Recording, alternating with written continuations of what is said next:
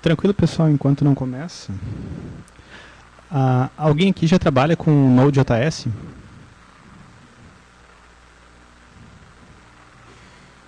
Mas pelo menos é entusiasta de Node.js e da comunidade mais JavaScript? Não, tranquilo.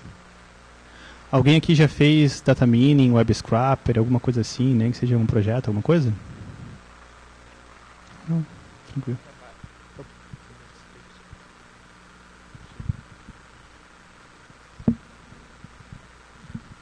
Alguém trabalha com virtualização? Aí, melhorou.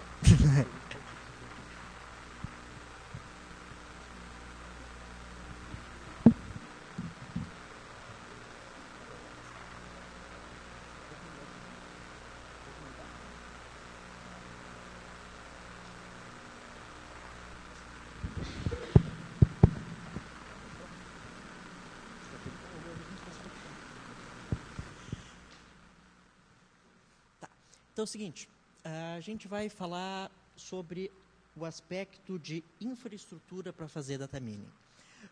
A gente vai começar com uma definição rápida do que é data mining, do que consiste, e então a gente vai pular para três casos de sucesso da nossa empresa, que a gente auxiliou, em um caso, a fazer o código, e nos outros dois casos a fazer a infraestrutura, toda de virtualização, toda a infraestrutura de hardware e a stack de sistema operacional, para que isso funcione e escale de uma forma mais ou menos fácil.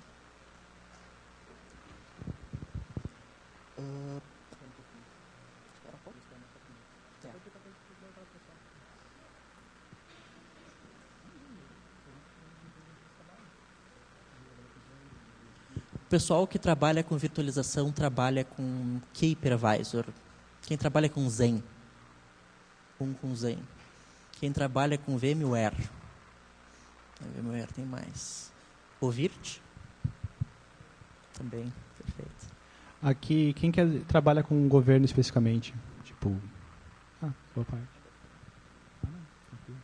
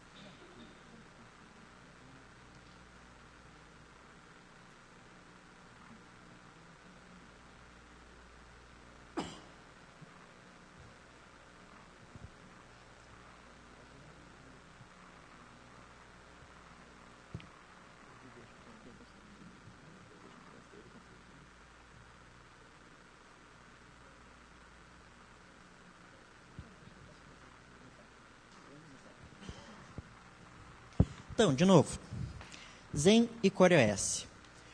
A gente vai, nessa palestra, focar no aspecto de infraestrutura. A gente começa dando uma definição rápida do que é data mining, como que se faz, quais são os processos, e depois a gente foca em casos reais que a nossa empresa trabalhou, em dois projetos com código, e o último projeto, agora maior, a gente fez só infraestrutura.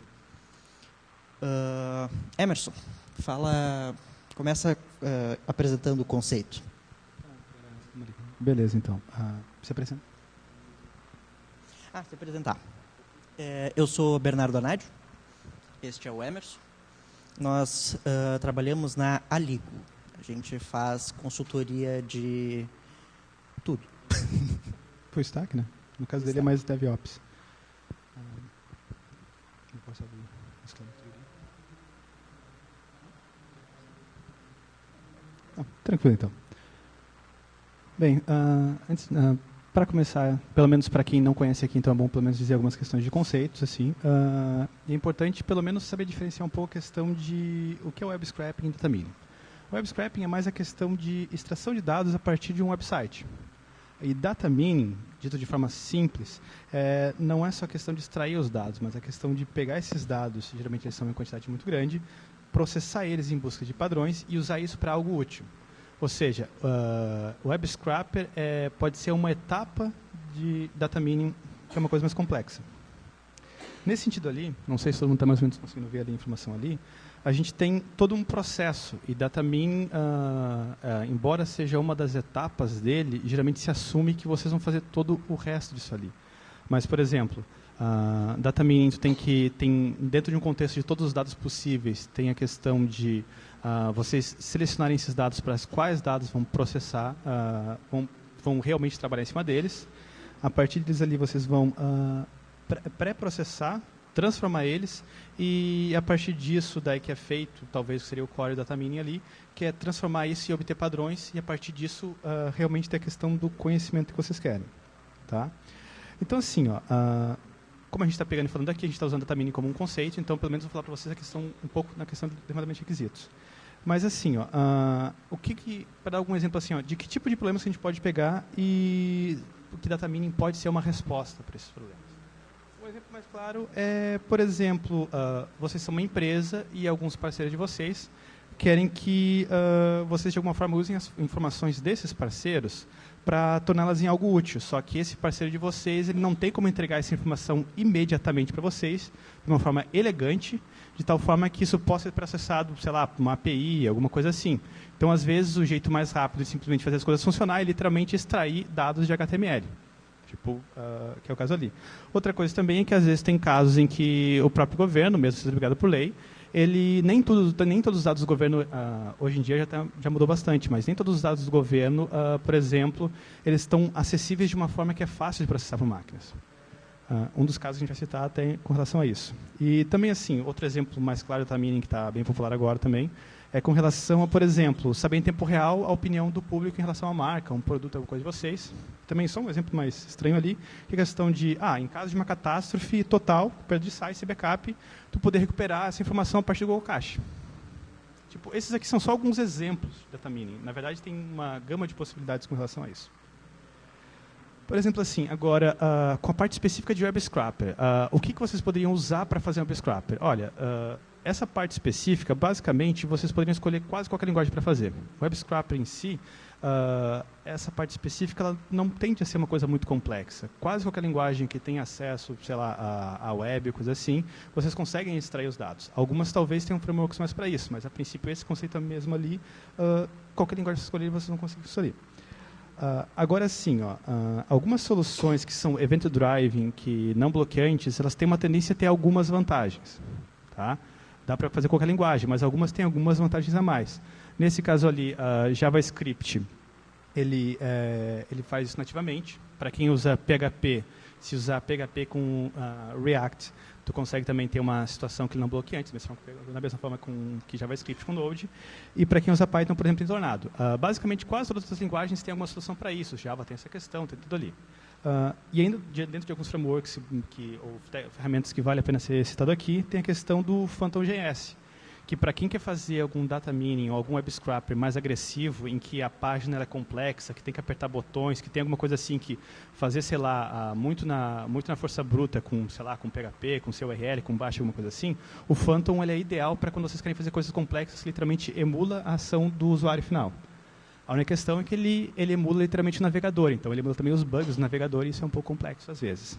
Também vale a pena citar, a gente não vai falar muito aqui na palestra, nem vai citar, que é o Pentaho, só que o Pentaho é uma suite completa para esse de BA e BI. Tá? Levando em consideração isso, geralmente assim, tem um cliente, eu tenho sei lá, um projeto qualquer, e tem assim, vai envolver web scraping ou data mining. Tá? Geralmente se assume que eu li na internet que tal local explica como fazer web scraping.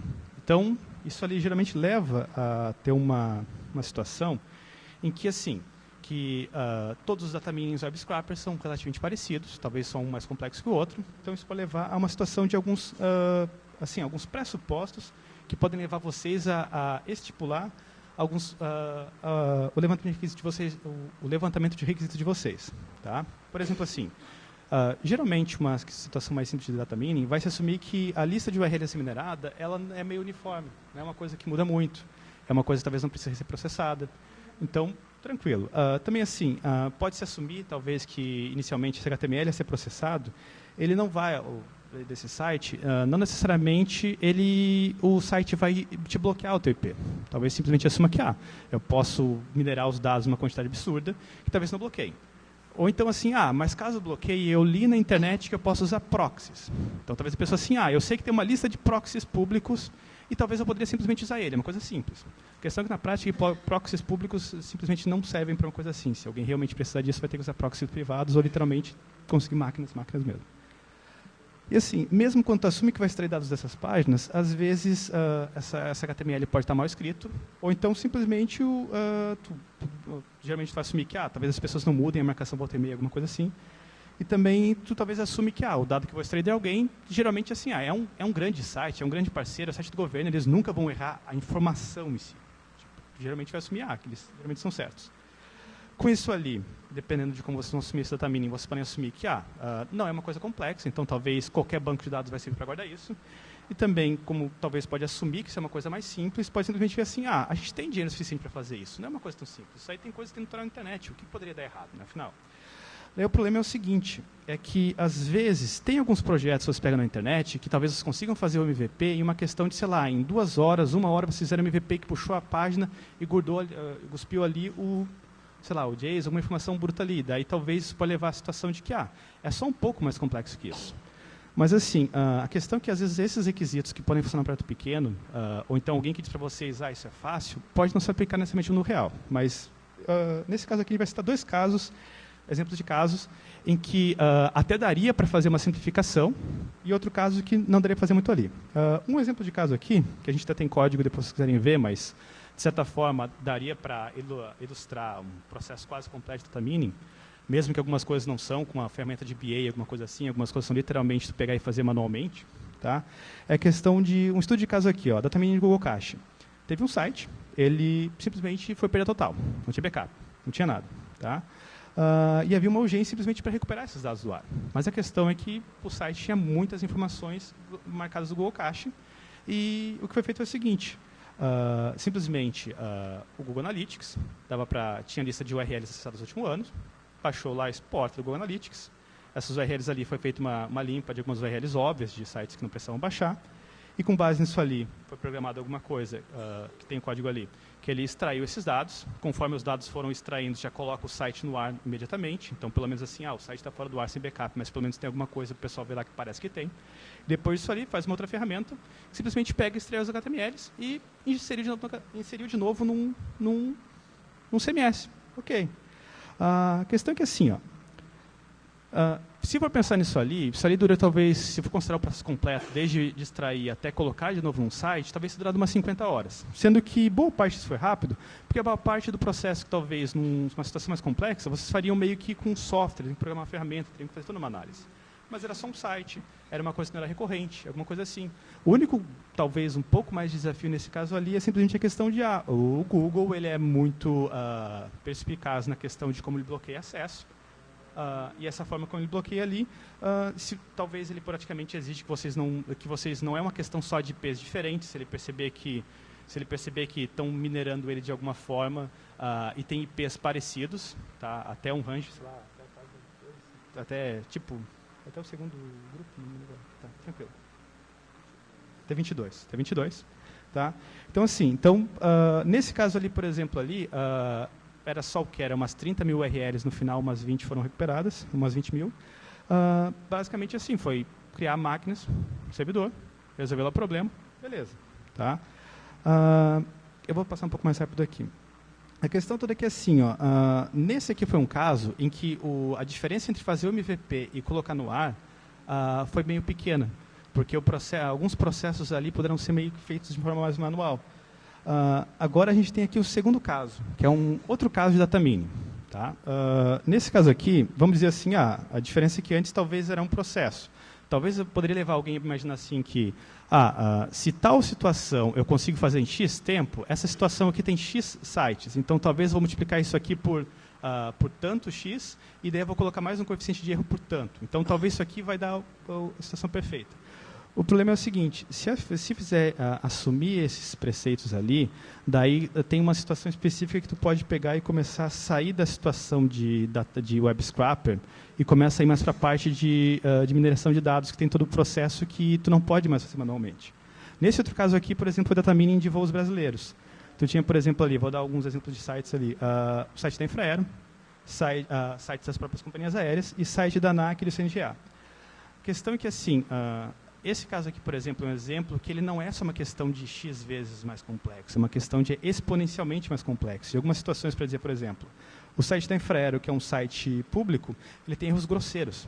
Tipo, quando eu digo grosseiros, é realmente um avião ia para tal lugar e está marcando que ele está indo para outro lugar completamente diferente. Se vocês fizerem qualquer coisa baseada num site desse ali, quiserem tomar uma informação séria sobre isso, simplesmente vocês podem falir um negócio de vocês. Algumas CIAs também tem que assumir assim. Às vezes um parceiro de vocês não pode, talvez, errar o dado especificamente por uma questão de, ops, errei. Às vezes, talvez seja meio intencional. Por exemplo, tem casos especificamente, que nem de companhia aérea, simplesmente chegava lá em um certo momento e dizia, esse voo atrasou 8 minutos, daí passa um tempo, ele mostra, esse voo estava em dia. Então, pode ter interesses em querer adulterar os dados em relação a isso.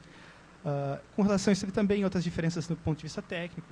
Nesse caso aqui, por exemplo, em vez de ser uma só vez, era recorrente. Tem a questão toda que é um projeto que tem uma quantidade de insert e leitura muito rápido. Então, isso tem outros desafios específicos.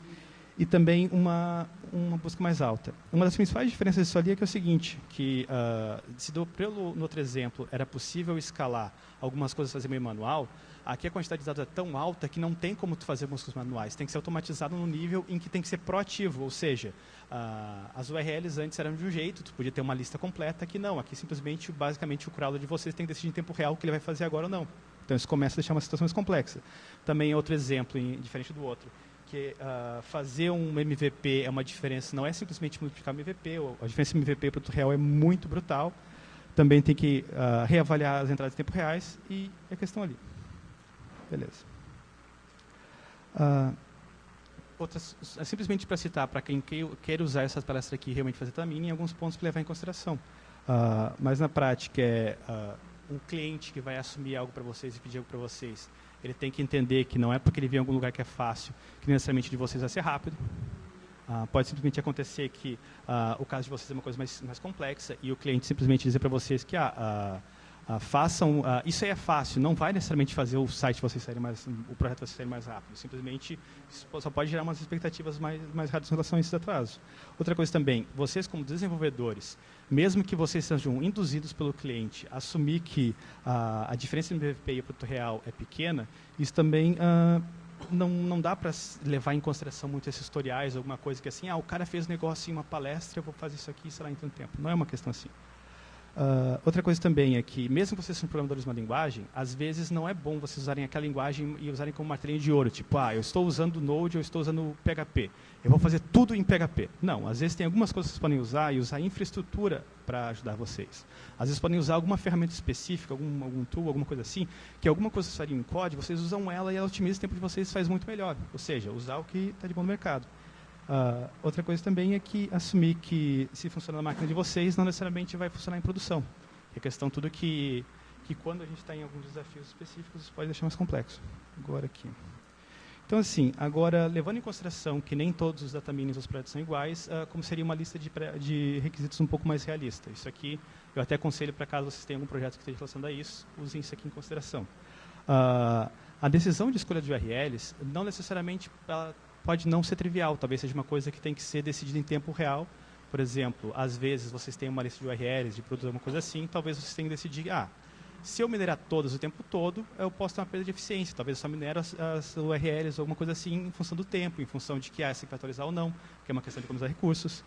Também, assim, com relação a ser bloqueado ou não, pode ter uma situação de que o IP é bloqueado ou não, mas às vezes, talvez, levar muito em consideração esse ponto pode não ser o ponto central que vai ser o desafio de vocês.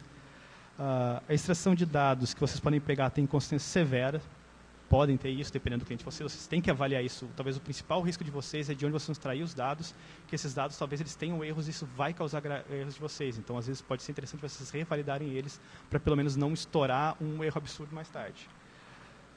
E também, assim, se o desafio de vocês ele tem uma quantidade grande de dados que têm que ser obtidos e quer uma grande quantidade de acesso, isso pode significar também que o storage de vocês, que talvez seria um banco de dados, talvez não vai ser interessante, simplesmente porque um banco de dados tem uma leitura muito grande, uma escrita muito grande, geralmente não escala isso muito bem.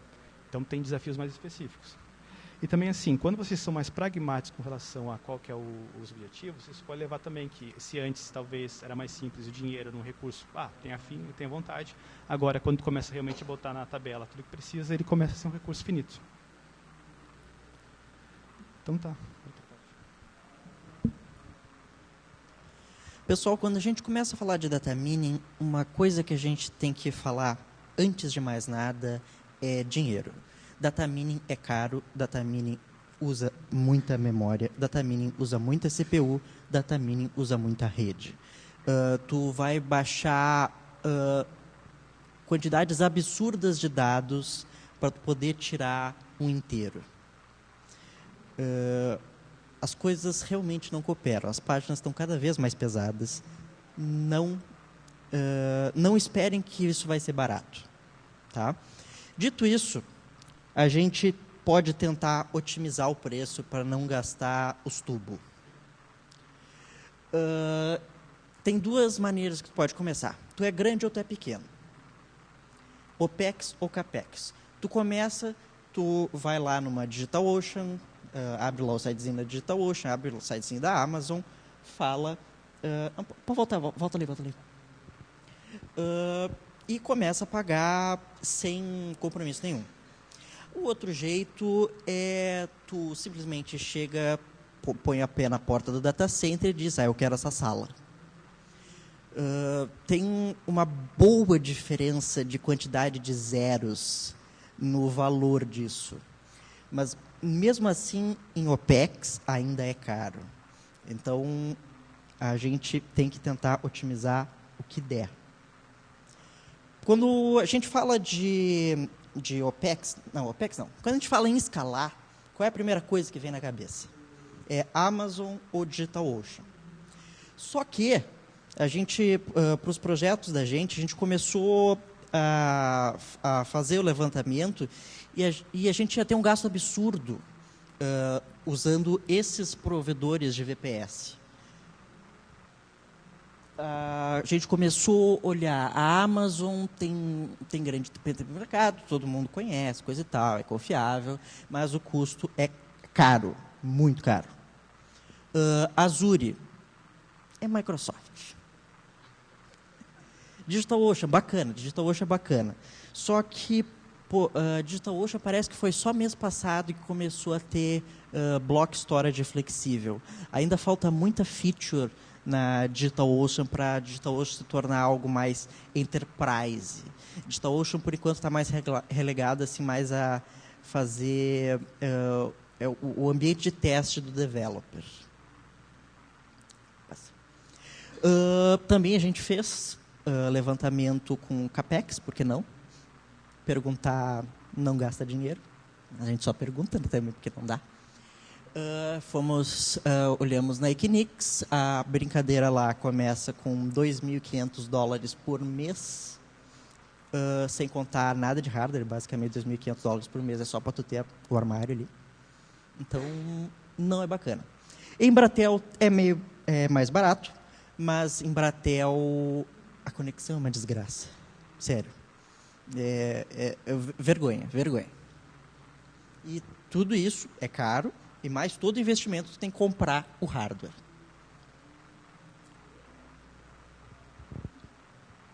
Custo. A gente fez uma tabelinha aqui, vendo Local Web, a Under, é outro provedor aqui de São Paulo, e a AWS em São Paulo, SA, e a AWS nos Estados Unidos. A gente pegou mais ou menos o que a gente precisava, a gente fez uma simulação do que a gente precisava. É um chute, óbvio, a gente só tem como ajustar depois com as métricas. E nós chegamos à conclusão que tem uma diferença absurda de preço de onde tu for colocar. Tu vê ali, né? São Paulo, AWS, tu vai estar gastando, para aqueles requisitos que a gente tinha, tu vai tá gastando $4.300 por mês. Na OVH, tu consegue por menos de 500. OVH é lá no Canadá. A gente escolheu OVH, óbvio. Tá, mas como é que fica o projeto que não é nem tão pequeno que a DigitalOcean resolve o teu galho e nem tão grande que tu compra uma sala do data center? É isso que a gente quer responder aqui. Porque data mining, dificilmente tu resolve só com a DigitalOcean. Tu precisa de algo mais encorpado, tu precisa de algo com mais feature. É uma coisa complicada. Então, o nosso terceiro estudo de caso é a Zimp. A Zimp é um site de recompensas que ainda não foi lançado, está para ser lançado esse mês, que basicamente ela procura cerca de 120 lojas. Passa para a próxima. Procura os dados de 120 lojas, agrega, mostra para o cliente compra, e depois ele recebe parte do dinheiro de volta. É um sistema de fidelidade. Daí é o seguinte, tem 120 parceiros. Por que estão usando data mining? São parceiros? Qual é o negócio? Por que simplesmente não chega lá e pede o banco de dados do parceiro? Primeiro, que eles não vão querer dar. Isso é segredo. Segundo, ia ser uma bagunça. Imaginem administrar 120 esquemas de banco de dados e agregar tudo. É mais fácil a gente simplesmente fazer data mining das páginas do cliente, direto do HTML que ele gera para o cliente, e buscar as informações que a gente quer daí. Até porque tem o seguinte problema, por causa da legislação brasileira. Se tu põe o preço errado, tu tem que vender pelo preço errado. Então, é bom não errar. Daí chegou a Zimp para a gente e disse o seguinte: nós temos 5 aplicações em Node, a gente tem que indexar 10 milhões de produtos e atualizar a cada 4 horas. Todos os 10 milhões de produtos têm que ser atualizados a 4 horas, 120 parceiros diferentes, 120 sites diferentes, 120 esquemas diferentes que a gente tem que ler. E tudo isso tem que ter resposta rápida. A busca tem que ser, como todo e-commerce, como um busca-pé da vida, tem que ser rápido, tem que entregar na hora, senão não vende. Tem que ter alta disponibilidade, não pode parar, senão tu perde dinheiro. E tu tem que, como tu está tratando com o dinheiro, tu tem que ter logs muito bons do que tu faz. Solução: DigitalOcean, não. AWS, não. Chegar e comprar um metade data center, não. Cloud privada. É basicamente o clássico alugar um servidor dedicado. Sim, isso acaba sendo muito mais barato do que tu usar a cloud. A cloud tem suas vantagens, mas para aplicações que tu pode predizer a carga, como no cloud, a carga vai ser constante, tu consegue economizar muito simplesmente alugando a máquina inteira do que usando uma cloud pública, tipo a AWS ou DigitalOcean.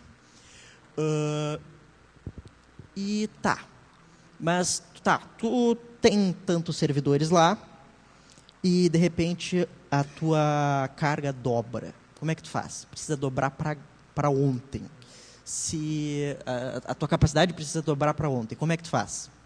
Tu pode, se tu tomar alguns cuidados na hora de tu fazer o teu deploy, de fazer o teu código, como usar o Docker, tu consegue ter o teu pool de servidores dedicados, que tu paga um preço baixo pelo byte processado, e tu pode usar junto uma cloud pública qualquer para escalar em momentos de maior intensidade de uso.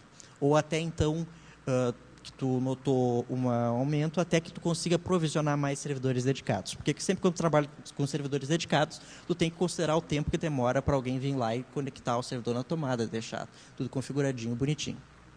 Se tu fizer... volta ali. Se tu usar Docker, tu não precisa se preocupar qual o sistema operacional que tu está rodando, não importa onde tu está rodando, e tu roda exatamente a mesma coisa que está na máquina do dev, no meu notebook, roda na infraestrutura. Isso é muito importante. Tu quer fazer teste de integração, tu quer testar tudo na tua máquina, tu não quer depender, tu quer fazer isso tu quer fazer no avião, tu roda no teu notebook toda a infraestrutura. Isso é muito bacana. Se tu não usar Docker, isso é muito complicado. Tu vai gastar muito tutano, não vai ser interessante. O Docker, ele abstrai sistema. Tu põe uma aplicação, tu põe todas as libs que ela precisa e tu fecha o pacotinho. Onde tu colocar aquele treco vai rodar. Não tem mistério. Com o Weave, tu consegue o equivalente para a rede.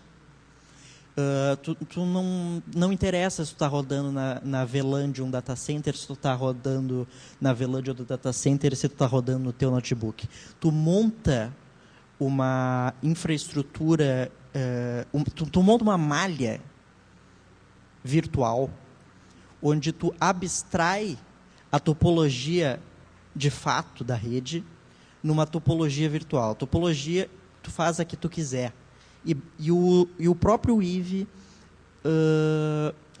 decide todo o roteamento que precisa para isso. Só uma coisa que eu devia ter contado antes. A Zimp chegou para a gente, falou com o Emerson pelo Facebook e coisa e tal. E daí disse, quanto é que vocês cobram para fazer, para colocar um sitezinho em Node no ar? Foi assim que eles conversaram. Não sei o que, o Emerson falou, o que? 2, 3 pila. 2, 3 pila, tá bom, não sei mistério. 2, 3 pila e uma semana tá pronto. E daí o Luan, que é o contato da Zimp, falou, tá, mas isso é por semana, por mês? Então, e o Emerson, por mês.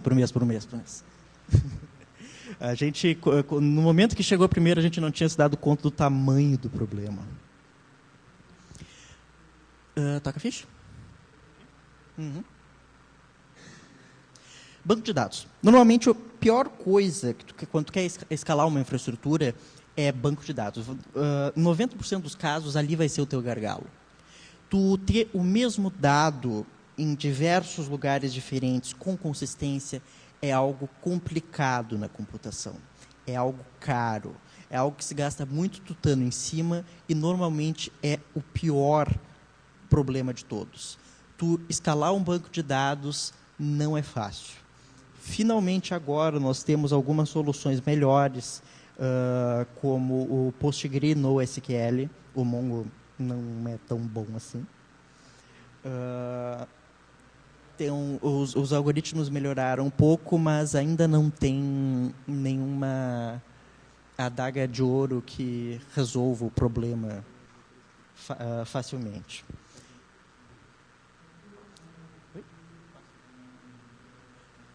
Próximo... sim. Então, tem uma porrada de banco de dados. Cada um tem o seu nicho. E a gente precisava escolher um banco de dados. Que banco de dados a gente escolhe? Não sei. Não vou escolher um. Eu vou escolher vários. Por que eu vou escolher vários? Cada um tem seu forte. Eu posso duplicar dados, eu posso ter consistência eventual. Essa aplicação que a gente queria mostrar da Zimp, tu pode ter aplicação eventual. Tu pode ter um delay de 4 horas, não tem mistério. Para começar, vamos tratar do peso pesado, o pior de todos, o Elasticsearch. O Elasticsearch é mágico. Ele faz busca textual com linguagem natural. É basicamente os mesmos tipos de algoritmos que tu vai usar quando tu faz uma pesquisa no Google. Tu procura cachorro no Google, ele também procura por cão. Esse tipo de coisa que o Elasticsearch faz. Tu configura os plugins, e ele já vem com uma quantidade bem boa de plugins e bem úteis para fazer esse tipo de busca. Vocês podem imaginar que para fazer esse tipo de busca gasta muita CPU. Tu vai ficar um bom tempo de CPU fazendo essa busca.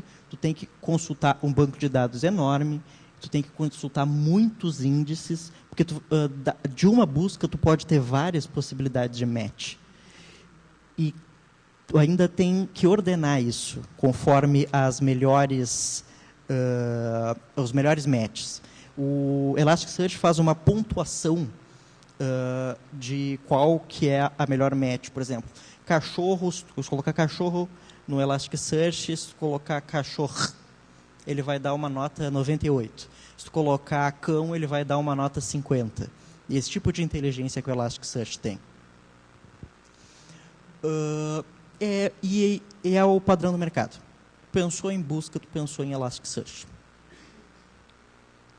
Expansibilidade até 2.3 era complicada. Uma vez que tu definia o tamanho do cluster, tu não conseguia mudar. A partir do 2.3, quando tu definiu o número de shards, o número de partições, tu não conseguia mudar. A partir do 2.3, tu consegue fazer isso on the fly.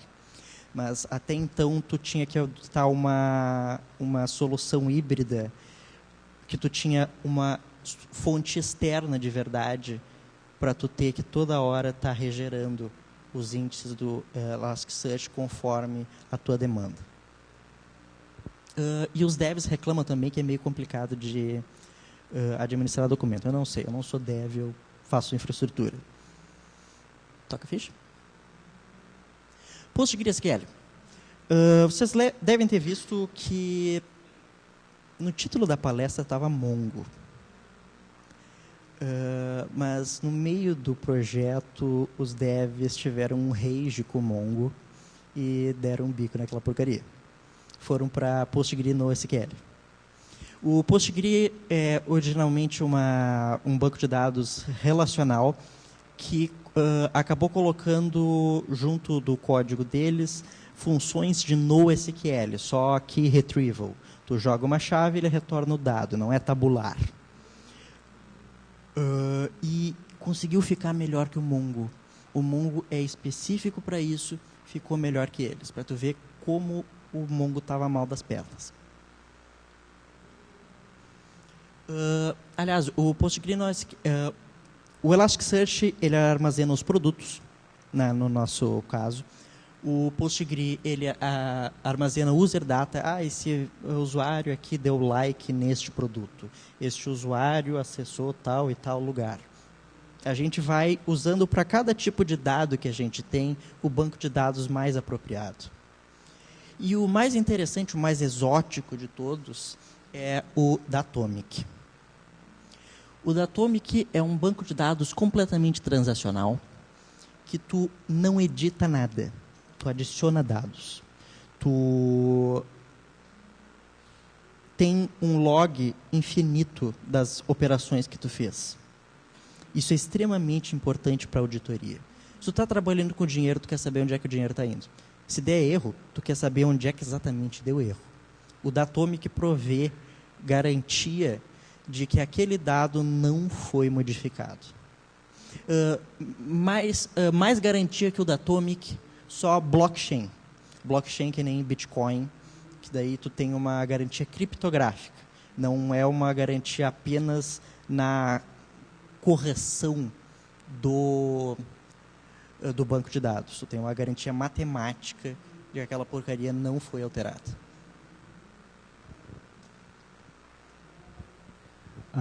Agora o Emerson vai falar sobre cache, porque ele trabalha com web. Sim. Meu negócio é só para fazer um off aqui. Vários bancos de dados, dá para basicamente com tanto pelo menos, como é que eu dizer assim? Certamente tem aqui várias pessoas que preferem mais um banco de dados ou outro banco de dados, tá? Então assim, pelo menos eu pessoalmente, a única coisa que eu realmente faço questão de convencer um cliente a não usar uma coisa se aquilo obviamente é errado para isso. Então, às vezes, quando vocês estão, por exemplo, alguém faz um requisito para vocês e os desenvolvedores estão mais acostumados com um banco de dados ou com o outro, pode valer mais a pena, em vez de forçar ele a usar um outro banco de dados, vocês aceitarem e verem o que o time trabalha melhor. Tem algumas tecnologias que a gente apresenta aqui que elas, sendo uma ou sendo outra, eu não faço muita questão, mas tem algumas que a gente faz questão, por exemplo. No caso de caixa aqui, tem situações bem específicas, tanto com relação ali com Varnish, talvez com relação também ao Elasticsearch, que são algumas ferramentas que vocês não têm muito equivalente no mercado que façam uma situação tão boa. Por exemplo, dos bancos de dados relacionais, sim, tem diferença entre MySQL, entre Postgres, coisas assim, mas tem algumas situações específicas que usar um deles ou um outro não é tão diferente quanto usar um banco de dados SQL em relação ao NoSQL. Então, assim, tem várias estratégias que podem ser feitas com bancos de dados diferentes e até mesmo se vocês têm na equipe alguém que é extremamente especialista, sei lá, em Oracle ou então em MySQL, ele tem formas de conseguir fazer MySQL escalar muito bem, tendo experiência, sei lá, em particionamento, em coisas assim, outras coisas mais. Mas tem certos níveis em que algumas ferramentas, out of the box, ou seja, por padrão, elas atendem bem uma necessidade. Por exemplo, Mongo, para algumas coisas em que vocês trabalham com documentos, com questão de com um esquema que varia com uma frequência maior, em especial se os desenvolvedores têm uma habilidade específica ali, ele é bem interessante. Mas às vezes tem algumas situações que pode-se tanto usar ele quanto usar outras ferramentas também. Tranquilo. Só para pelo menos isso ali, que eu já sei que as perguntas têm a partir de respeito ali. Então, tranquilo, tá? Agora vamos falar aqui, ó. Isso aqui eu não ia falar sobre Varnish, isso aqui é mais uma questão de estratégia de cache. Porque assim, ó, isso aqui é comum, não é só para esse cliente, isso aqui é comum para qualquer aplicação praticamente web que vocês teriam ali no caso. A gente vai usar aqui, no caso, citando o nosso cliente aqui. Mas, por exemplo, assim, ó, assumindo uma estratégia de cacheamento, desde o visitante que acessa o site até nível de hardware, eu acho que vale a pena citar essas situações aqui. Por exemplo, para quem não sabe, o navegador, ele consegue, você pode mandar umas instruções para os arquivos, o HTML, essas coisas assim, dizendo, esse arquivo não vai mudar por 15 minutos, não vai mudar por um dia, não vai mudar por uma hora, não vai mudar por, sei lá, um mês. Então, o simples fato de colocar esse tempo no navegador dizendo, me cachei aqui, faz com que ele só peça a primeira vez e depois carrega instantaneamente. Então, assim, o primeiro nível de cache que vocês podem usar na aplicação é simplesmente usar o navegador da pessoa. E isso, às vezes, simplesmente sugerir isso para os desenvolvedores, os níveis apropriados, isso tem uma redução significativa de custo e de experiência de usuário. Outra coisa também ali que é interessante, partindo por isso ali, também a gente pode usar também a questão de proxies reverso, de CDN, que para questão de imagens, coisas assim, e também proxy reverso com cache próximo à localidade de dados. Vou citar um exemplo mais conhecido. O Facebook, ele não deixa servidores com processamento pesado aqui no Brasil, mas ele deixa, se não me engano, a SSL aqui no Brasil, algumas coisas aqui. SSL caixa aqui no Brasil. Ele deixa SSL e caixa aqui no Brasil. Então, assim, no nosso caso, lá, nosso cliente, ficou mais economicamente viável deixar a situação num outro país, mas, às vezes, simplesmente puxando algumas partes da infra dele para o Brasil e usando cache, pode ser que a gente consiga simplesmente deixar o tempo de resposta rápido para a pessoa e ela nem percebe, simplesmente porque tem vários níveis de cache entre continentes diferentes. Continente entre países diferentes. Tá? Isso simplesmente usando não só CDN, mas também a questão de cache local com isso ali. Outra coisa também, estratégia de cache, é usar algum HTTP Accelerator, no caso é Varnish, a gente usou aqui. Tá? Existem outros sim, mas ninguém me convence de usar outra coisa diferente, porque atende necessidade. Armazenamento, outra coisa também assim, é que um tipo de cache também é que tem alguns bancos de dados que podem servir com uma espécie de cache. Por exemplo, o Redis. Não é bem cache, mas ele é uma forma, assim como em cache, ele pode pegar e ser usado para armazenar alguns dados de uma forma que tu pode ter clusterização, ou seja, tu pode reutilizar ele em mais de uma aplicação, não fica só no teu servidor ele é clusterizável. Também assim, uma outra coisa também que é interessante é a questão de evitar, em especial se estão usando algum banco de dados relacional, é evitar escrever no banco de dados um dado que vocês sabem que não está alterado. Então, por exemplo, assim, se eu fosse fazer data mining, e nesse data mining simplesmente puxar todos os dados, e eu sei que alguns não vão alterar, eu só vou escrever no banco de dados o que eu sei que alterou. Não precisa simplesmente reescrever o negócio, isso ali tem um custo. Page cache é questão de, se você simplesmente não usar a memória RAM do sistema operacional, ele pode usar a memória extra ali para otimizar o Linux, isso faz diferença, então às vezes não precisa socar até o máximo da RAM, é bom ter RAM ali a mais. E também, às vezes, a escolha entre assim, vocês podem ter HDD e SSD. Às vezes, algumas aplicações específicas vale a pena deixar em SSD, em outras não necessariamente. Especificamente sobre o Varnish, o que eu tenho, assim, o que é interessante vocês saberem? Tá? A primeira coisa, em relação a outros, ele permite invalidação seletiva de cache. Tem algumas opções com relação a cache que vocês podem ou limpar tudo ou não. Então, às vezes é bom vocês limparem itens específicos. Isso é muito interessante. Ele também tem uma questão de Grace Mode. Isso é um diferencial em relação aos outros também. Que vocês podem, ele pode fazer com que ele serve N vezes o mesmo conteúdo, que está suavemente envelhecido, enquanto ele só acessa no back-end um dado. Então, assim, se alguém, por exemplo, apertar F5 milhares de vezes, ou então um back-end de vocês estiver com bug e estiver fazendo requisição muito rápida, o Varnish, em vez de estourar isso no back-end e causar um clusterfuck, ele vai ver o seguinte: bem, tem muita gente pedindo essa requisição.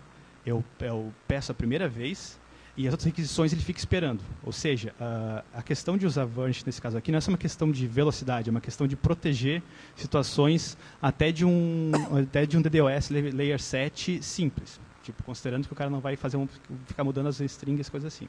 Tipo, sei lá, você não precisa falar. Outra coisa também que o Varnish, isso é muito interessante para situações de catástrofe total, é a questão de que se tu usa Saint Mode com Grace Mode, dá para, em situações que ele vê que os backends estão todos mortos, ou seja, ou numa migração, ou simplesmente porque caiu tudo, ele pode simplesmente decidir, bem, o backend está todo morto, não tem o que fazer agora, o pessoal está tentando recuperar ele. Simplesmente ele pode servir um objeto que passou do tempo de envelhecido, ou seja, pelo menos mostra alguma página enquanto isso, e pelo menos não dá uma má impressão para quem está acessando. E às vezes aqueles minutos, ou talvez, sei lá, mais tempo que isso é o suficiente para colocar as coisas funcionando. Pessoal, está trabalhando com web, lembra de 3 palavras: cache, cache e cache. Se tu não trabalha com cache na web, tu não sai do chão. Senão tu vai ter um custo absurdo, uma experiência para o usuário horrível. Não existe web sem cache. Tu precisa aprender a lidar com cache. Tu precisa aprender a lidar com invalidação de cache. É essencial. E com vários níveis de cache. Tem o cache do navegador, tem o cache do servidor, tem o cache do sistema operacional. Toca a ficha, senão não vai dar tempo. Tem 2 maneiras de tu tratar servidores. Agora, indo para a parte de virtualização. Tratar como pet ou tratar como gado. Tratar como pet é a maneira clássica. Tu pega lá o servidorzinho, tu instala tudo bonitinho, faz carinho nele, dá amor, coisa e tal, coisa e tal. Daqui a pouco vem e tu perde tudo. A outra maneira, que agora com o tal do Web Scale a gente está começando a aprender a fazer, é tratar servidores como gado. Eu não tenho agora mais os servidores Atenas, eu não tenho mais servidor Zen, eu tenho o servidor Web Server 249. Eu não me importo se eu tenho aquele ou aquele servidor, me importa quantos servidores eu tenho. Eu preciso escalar. Toca ficha. O CoreOS é a melhor coisa para isso. O CoreOS é um sistema extremamente simples, ele só tem a função de tu coloca ele em memória e tu roda o Docker. Ele não tem mais frescura, a configuração dele é um arquivo de texto, o tal do config drive, e ele sai funcionando. Tu não configura nada, esse é o objetivo. Tu não vai configurar servidor nenhum. Tu escreve uma vez a configuração e tu simplesmente duplica aquele troço até as coisas melhorar. O que eu recomendo? Faz delivery por PXE. Não instala o CoreOS. No site, eles recomendam bastante tu instalar o CoreOS. Eu não recomendo isso. Entrega para o servidor, pelo boot, pela rede na hora do boot. Faz só um cache SSD local para tu não acabar com falta de memória. Mas, mesmo assim, tudo bem ter patches. Tu quer escalar o teu core business. Teu core business consome memória. O teu core business consome recursos. Os outros servidores não, mas eles são importantes. São até mais importantes que o core business. Tu realmente não quer que o teu servidor DNS aponte para o lugar errado, tu realmente não quer que a autenticação não funcione. Tu pode, para esses, como eles não precisam escalar, eles não precisam de tanto volume, tu pode dar mais atençãozinha para eles. Daí tu usa o distro que tu quiser, distro que tu está mais acostumado, não tem mistério. Tá, fecha? O negócio é uniformização. Se vocês forem usar para cada VM um sistema diferente, vocês vão ficar loucos. Eu sei, eu já tentei. Não funciona.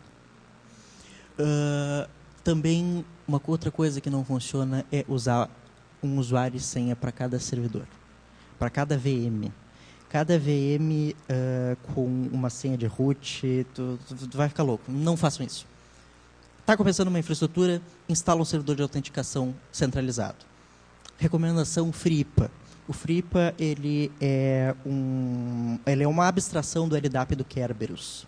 O LDAP é muito bacana, é super manjado, tem mais de 20 anos, mas é um inferno de tu configurar. Tu usa aqueles arquivinhos LDIF, não é bacana, é extremamente estressante. Se vocês usarem o FreeIPA, ele tem uma interface tipo o Active Directory. É um projeto pouco conhecido, mas que salva muito a pele de vocês. Toca a ficha? Configuração. O que eu disse? Não escrever arquivos de configuração. Ou se escrever, não no próprio sistema. Tu escreve num repositório central e usa o Ansible para distribuir, o Ansible, o Puppet ou o Chef, dá exatamente na mesma, qualquer um dos três. Tu usa esses serviços para distribuir as configurações. Não usem copia e cola. De novo, vocês vão ficar loucos. Vai ficar cada servidor com uma versão, depois tu nunca acha o problema. Usa um sistema automatizado. O negócio é automatizar. E para descobrir, tu tem vários servicinhos e um precisa saber onde é que está o outro. Qual é o IP do outro, qual que é a porta do outro, coisa e tal. Tu usa o Consul. O Consul é muito bacana, tem uma interface boa, ele tem testes integrados. Tu fica sabendo se aquele serviço está up ou down. Tudo por uma interfacezinha bem consolidada, bonitinha. Interfacezinhas são bacanas. Tá, fecha? Zen Server. Finalmente o Zen Server. O Zen Server... por que eu escolhi o Zen Server para Zimp? Porque eu já usava. Simplesmente por isso. Mas, ao longo do tempo, no uso em laboratório, ele não tem se mostrado muito estável. Eu tenho usado até o momento a versão 6.5. Recentemente saiu a 7. Talvez tenham corrigido os problemas na 7, mas eu ando meio cabreiro com o Zen Server. Mas funciona muito bem para pequenos e médios deploys. Não se metam a fazer 30 servidores com o Zen Server, não é tão assim. Para coisas pequenas, que é exatamente o foco dessa palestra, o Zen Server funciona bem. Se tu está com 30 servidores, tu vai para o OpenStack. É um inferno de configurar, mas uma vez configurado, é só alegria. Tem todas as funções que tu espera. Bacana que a integração com o CoreOS, ele verifica quais são os dockers que estão rodando dentro daquela VM. Tu consegue ligar e desligar através do hypervisor, isso é muito bacana. Tu pode fazer snapshot on the fly, clustering, live migration, jogar uma VM para cá e para lá sem desligar ela, jogar entre um servidor e outro, mas isso é padrão de mercado, sem mistério. Se tu tem uma aplicação que não distribui, ele também tem a função de HA. Caiu um servidor, deu bico no servidor, simplesmente o serviço volta em 1 minuto em outra máquina. Tá, fecha? Só um comentário. Para quem está acostumado com a Amazon, por exemplo, usar direto um Zen Server, ele tem algumas coisas que a própria Amazon não tem. Tipo, isso é bem interessante. HA na Amazon. Tem algumas coisas com ele que a questão de HA manual dele é bem interessante. Pode falar um pouco. Zen Orquestra, fazendo o trabalho da Citrix, o que a Citrix não fez. O Zen é muito bacana, mas ele tem interface só para Windows. Interfacezinha gráfica. Eu tenho instalado Windows só para essa desgraça. É chato eu ter que estar no meio do trabalho e ter que iniciar o Windows. Broche. Mas daí tem um carinha francês muito bacana que fez uma interface web para o Zen, toda em HTML5, bonitinha, funciona, usem, instalem. Instalem inclusive no próprio Zen, faz self-hosted, tu administra, obviamente só não desliga a própria VM do Zen Orquestra, senão não vamos ver. Mas recomendo usarem o Zen Orquestra. O Zen Server, só para manutenção muito pesada, se forem atualizar versão e coisa e tal, senão não vale a pena usar o Zen Center, que é a interface da Citrix.